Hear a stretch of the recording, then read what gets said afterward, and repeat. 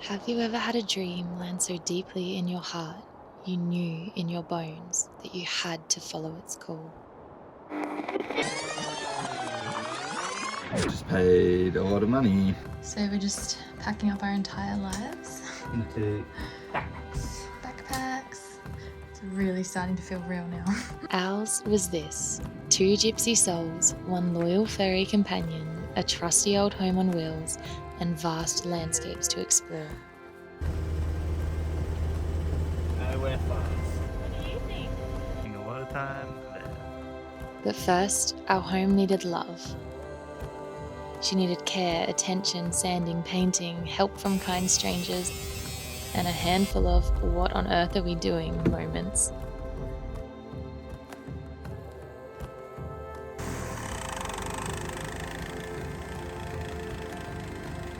Until finally she was ready. And so were we. Our journey began, and we had no idea just how life-changing it would be.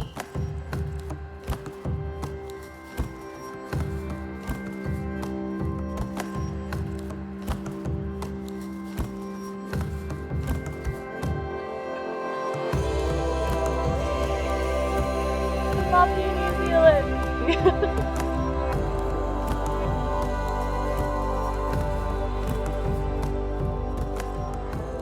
We set off into the heart of the North Island with no plan other than to bask in the beauty of this land. And oh, how we did. The waterfalls, rainforest, birdsong, and riverside camps lulled us into the deepest sense of peace. Each moment was filled with a magic that only comes when we leap into the unknown. But even in the stillness, a longing stirred. It felt as though each passing day brought us closer to our dream, yet we hadn't quite touched it. Still, it called us deeper. And so we followed, driving to the pull of our hearts, south.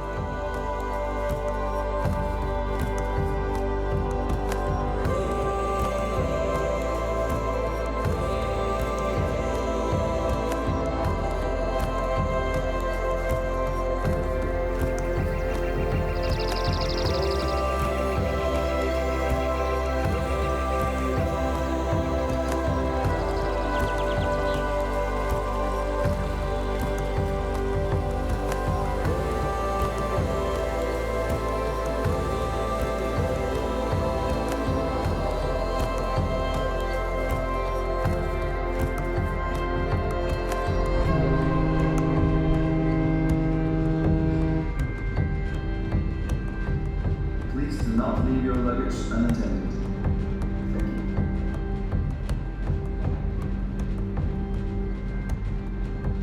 you. Landing on the shores of the South Island, we were overwhelmed by the diversity and raw natural beauty. So we slowed down. We wanted to revel in each moment of awe. Winding roads led us across the land, zigzagging through mountains and coastlines.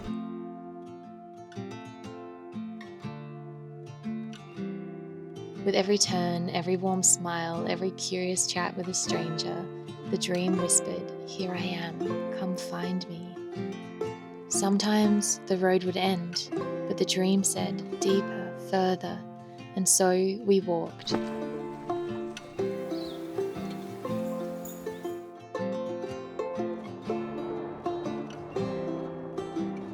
Step by step towards the heart of the land and towards our own.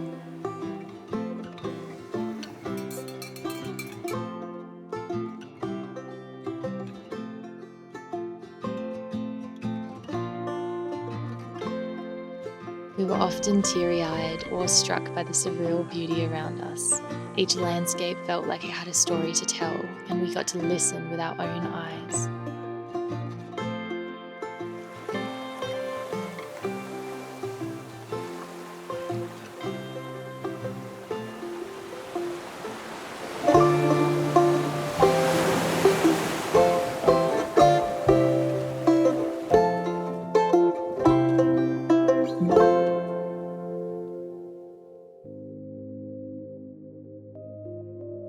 As the journey unfolded, so did the seasons.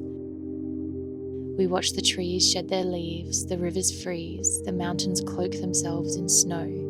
It felt as though the earth was inviting us inwards, to slow down, to soften, to surrender.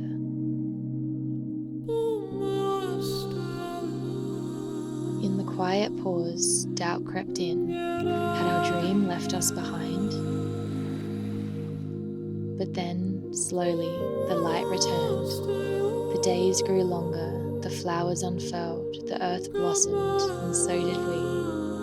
And that's when we knew that dream seed planted many moons ago had taken root. Tarn said something that was actually really cool, and it's something that I haven't really noticed before.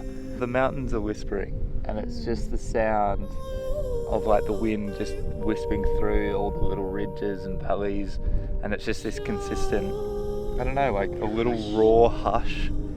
Yeah, there's something like really peaceful and calming about it. Like it's just that mountain energy.